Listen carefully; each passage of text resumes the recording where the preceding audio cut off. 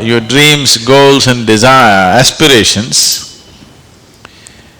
it's good that you spend little more time on it and see, will this really mean something to you even after 25 years, 50 years? If you're in your deathbed, will it still mean something to you? You must look at it. Whatever you're aspiring for, whatever you're dreaming of, whatever goals you have set, will it really mean something? Because most of these goals are traps. They're just traps. You get in, it's only one-way street, you can't turn back. I want you to look at this, because many of them are older than you. You ask them what they dreamed of at 18, they're fortunate it didn't come true.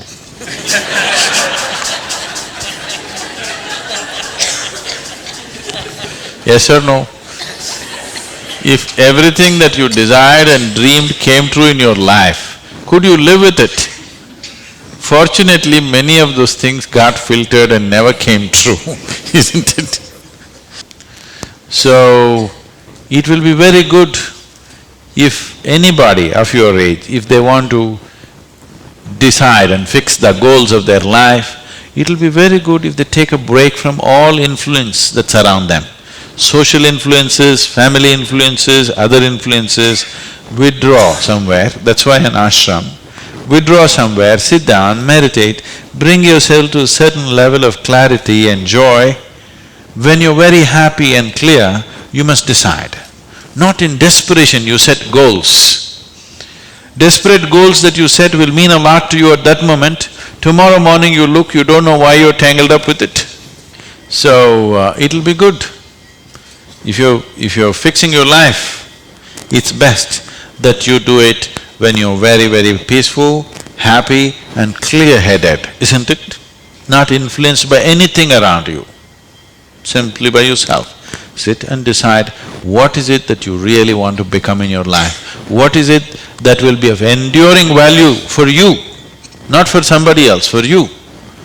And you don't have to build a personality for that, you strive for that.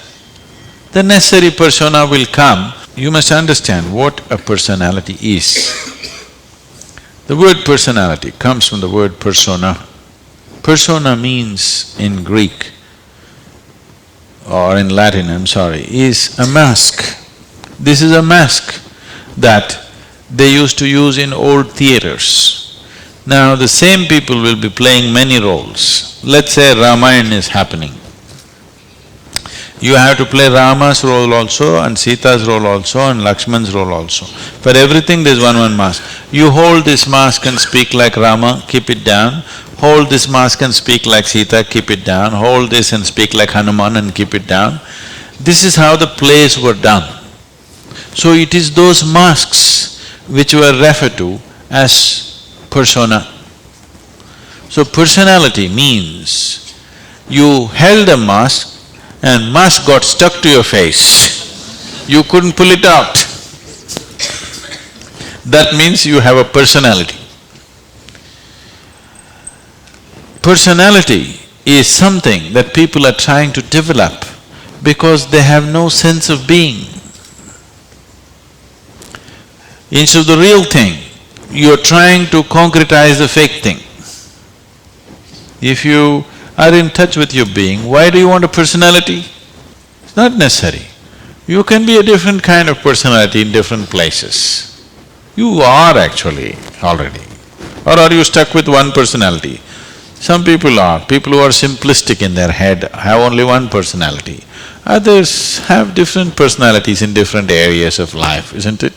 If you had seen me before like 1999, that is before the consecration of Dhyanalinga, I was a completely different kind of person, okay? To such an extent, everything about me was so different. Well before that things happened that was beyond me, but this was conscious. At that time I was single-minded towards a certain purpose, I was in a certain way. So after… I never thought I will live beyond that. but somehow things happened. Then I thought, okay, now that the work is over, let me change my personality completely. To fulfill that, I had acquired a certain kind of personality. And now that it's over, I thought, let me change it. And I told people around me, see, I'm going to change my personality. Don't be shocked, I'm still the same guy. They said, no problem, this. I said, just hang on, because things will change. Everything about me will change, the way I operate will change, the way I speak will change, the way I dress will change, the way I do, everything will change. They said, no problem, we know you, we love you with this. I said, that's okay, hang on tight, because when things change, people fall off. Lot of people fell off because they couldn't believe. Where is that person that they knew? That person just evaporated, you know This is a new person, they can't identify with this new person. I told them and changed. In spite of that, they fell off, so many of them. So many of them who were very dear to me and very close to me, they fell away because I changed so dramatically. And I told them I'm going to change because one phase of work is over, now it's time to change my personality. The way I look, the way I dress, the way I speak, the very way I am, everything about me. I even changed what food I like. I changed my personality, so I thought I'll change my food also.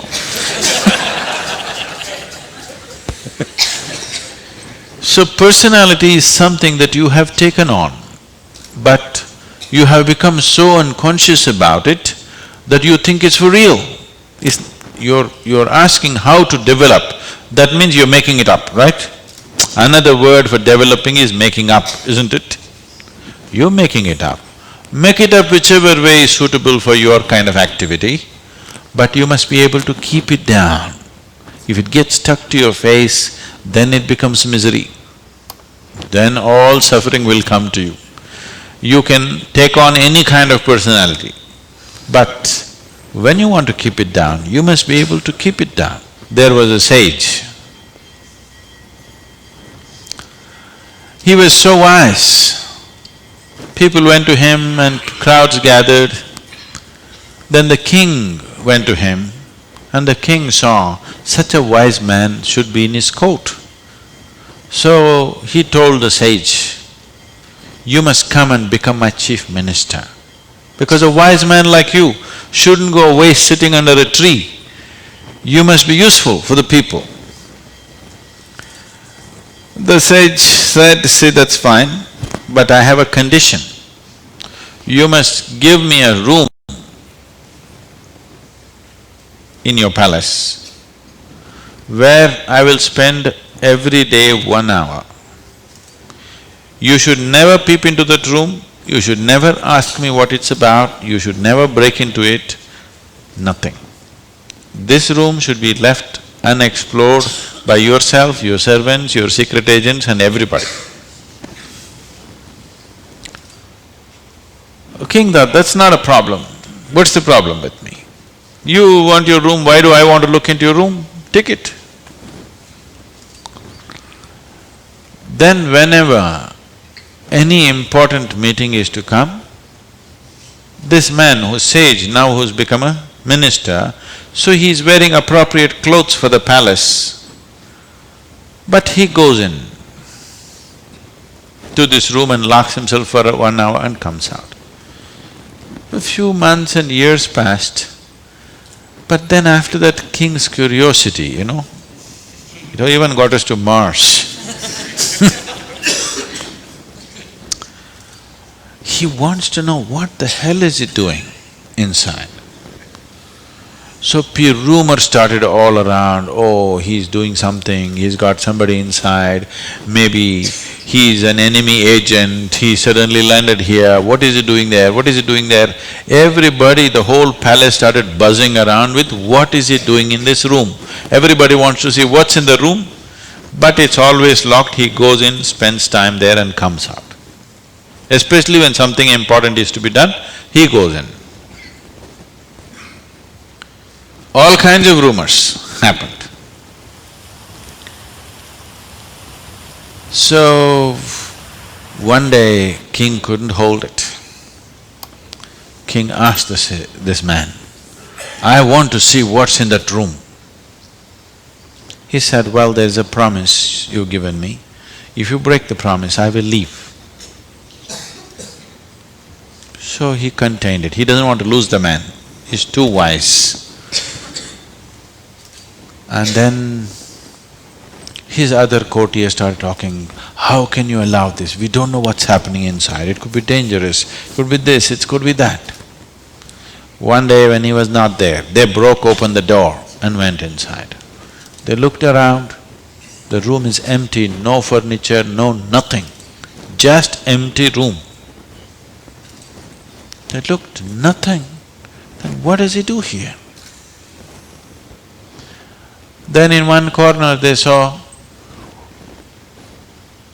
very, worn out clothing hanging there and a begging bowl.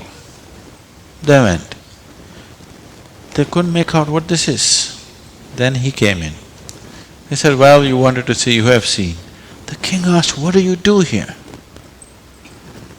He said, "Whenever I want to make any important decision, I come here, wear my worn out clothes and sit with a begging bowl, clearly, that I don't want to be caught up with all the things of the palace. I want my wisdom not to be lost in these clothes and in this jewelry and in this stuff. So I come here, wear those clothes, sit with my begging bowl, make the decisions and then come out. Now you've broken the promise," and he left. So, this is what meditation is for you. Every day when you sit, you strip yourself down. You don't have to do anything about it. If you sit there simply, see, anything that's made up needs constant support from you, isn't it? See, suppose you tell a lie. It needs constant support to keep it up, isn't it? But if something is true, you can even forget it, but it's still there, isn't it? You understand what I'm saying? If something is true, even if you forget it, it's still there, no problem. But if it's a lie, you have to keep it up. Your personality is a lie. Your being, your existence is the truth. You don't have to keep this up. This will be anywhere there. What you make up for the sake of the society, to function in the society, you need a certain kind of makeup. You must be able to keep it down. If you're going to bed fully made up, then something wrong with you.